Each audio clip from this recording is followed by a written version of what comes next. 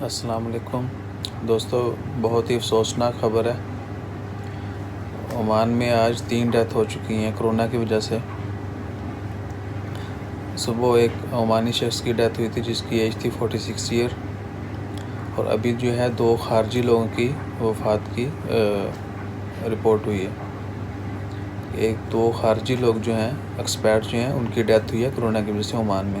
ایک کی ایج جو تھی وہ 54 ایئر تھی، 54 سال، اور دوسرے کی جو ایج تھی وہ 67 سال تھی۔ یعنی 54 سال اور 67 سال کے 2 لوگ جو ہیں ایکسپائرڈ خارجی، ان کی ڈیتھ ہو چکی ہے۔ اور اس طرح ٹوٹل جو ہے ڈیتھ اب تک ہونے والی عمان میں کرونا کی وجہ سے وہ 25 ہو چکی ہے۔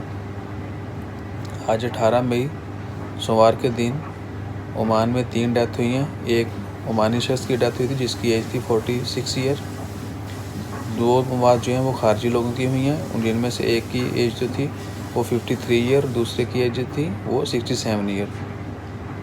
تو دوستو، ان سب کے لیے مغفرت کی دعا کریں اور ان تمام مریضوں کے لیے دعا کریں جو کرونا یا کسی بھی دوسری مرض میں مبتلا ہیں۔